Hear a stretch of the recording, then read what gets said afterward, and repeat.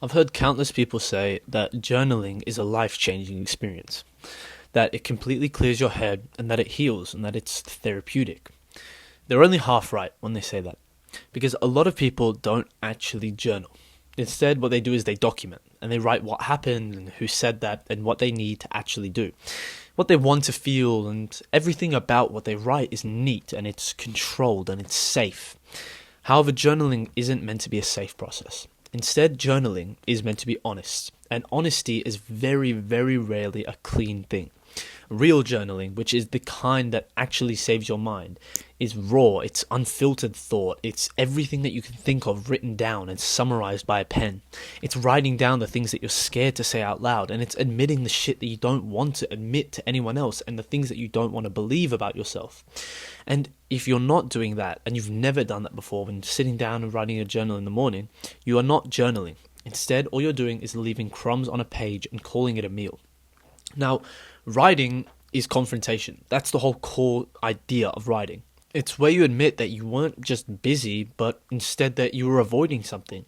That you weren't tired, but instead you were hopeless. That you're not fine. That you haven't been for a while. And that it's starting to leak out and show through your actions. You're sabotaging your routines and you're lashing out at the people you love, and you're scrolling for hours on hours and calling it rest, and you're filling the silence with noise so that you don't have to face what the silence keeps trying to tell you. Real journaling is like a mirror, and it like holds up a mirror in front of you. It doesn't flatter you, it makes you feel like you look like shit, and it doesn't sugarcoat anything. Instead, all real journaling and real writing does is ask. And all it asks is, why is it that you're actually doing this? Why do you keep ending up here? Why do you keep going back to the same place? And why do you keep running from your own life and problems? And all it really does, journaling, is take away the places to hide while bombarding you with these questions. A common misconception I hear is that people say they don't have the time to journal. But, they'll have time to argue with themselves for 3 hours in their own mind with a version of themselves that doesn't even exist. They'll replay that same mistake over and over, they'll rehearse the same imaginary scenario, and they'll try to logic their way out of a guilt or shame or confusion. When all they really had to do to solve this was sit down for 10 minutes. 10 minutes, I'm telling you, that's all you need. And bleed on the page instead of trying to keep that bleeding internal. Because once everything is out of your head and onto the paper, it becomes a thing that you can physically look at. It becomes something that is a shape and it's a structure and it's something that you can work with, and you can look at it when you're feeling different things, and you can feel it when you're experiencing different things. It's something that stops haunting you in vague whispers, and instead it starts to reveal itself very clearly once it's written down.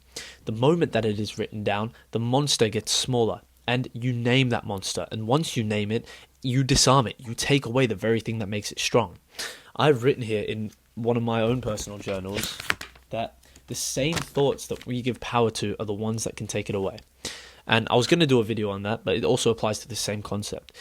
When you write down these thoughts in your journal, you are taking away the very power that they have. You're taking away the disambiguity, I can't say that word, in your mind. Because once you start to clearly understand them, you understand why they're so stupid and why these things aren't actually issues. Now, the biggest catch about journaling, however, is that it only works if you are 100% honest. And the issue with that is that most people nowadays aren't. They write the things that they want to believe. They write what they think they should believe and the things that sound good, because what if someone finds my journal, or what if I write this down and then it becomes a reality? So all they really do is write down the things that sound like they've healed. However, like I said, real growth only happens when self-deception actually ends. Journaling is the place where you should admit, I envy my friends, I resent my partner, and I feel left behind. I feel like a fraud, I've got imposter syndrome, I'm scared that I peaked already, I feel like my life is crumbling. I keep self-sabotaging myself because I feel like I don't deserve peace. And these, obviously, they're not pretty thoughts. They're not all mine, but they're not pretty thoughts and they're raw. However, they are real, and reality is the single sole thing that you can build from. The reason that you feel so foggy and heavy and anxious all the time is not solely because of stress. it's also because you're carrying truths that you won't acknowledge.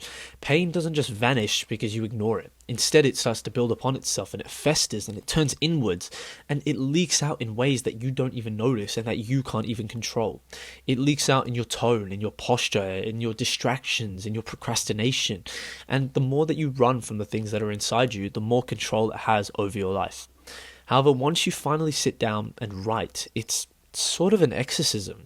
You get the things out of you and you see everything clearly. I like to believe that for the first time you can actually respond to yourself when you journal, not as the judge, but instead as the witness of the thought. You do not need to fix every single thing that you put down pen and paper, but instead you simply have to face it. All I'm saying is that over time, you start to see patterns, and when you write these things down, you see the patterns build a lot more clearly than if you're just trying to remember, this happened that time, and then this happened this time, but, oh wait, did that happen?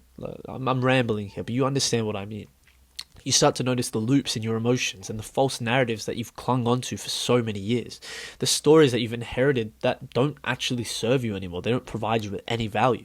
And you start to recognize the voice of your inner critic, which is your own mind. It's that buried guilt that is trying to get out. The beliefs that aren't actually yours, but they still stay with you. And once you actually achieve that clarity, you can begin to cut the rope and you can get rid of those weights. You can start to swim back up to the top.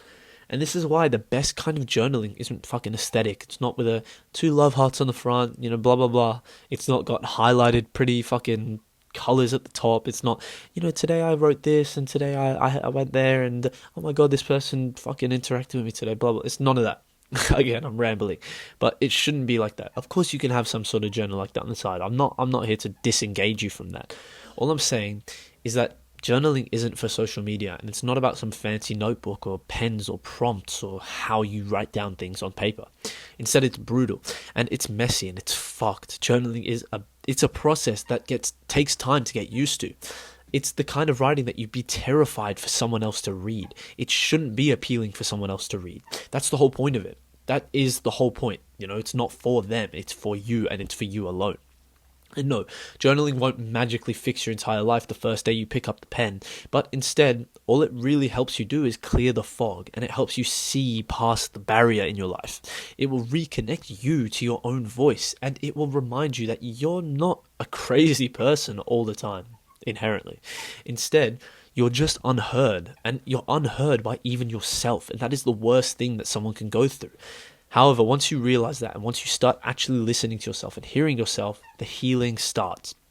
So if you have been feeling disconnected, and I'm sure you have, if you've been feeling overwhelmed and you've been feeling like your mind is constantly racing and it's impossible for you to stop and catch your breath and finally breathe in front of the waves, the fucking crashing waves on top of you, don't just buy another productivity app. Don't try and, delegate the problem to some sort of paid subscription.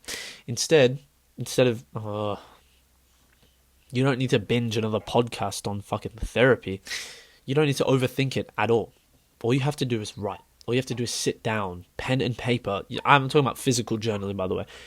Online journaling may work, but it's a lot more therapeutic and it's a lot more realistic to write down pen and paper. And it's a lot easier to go back and look at it. It's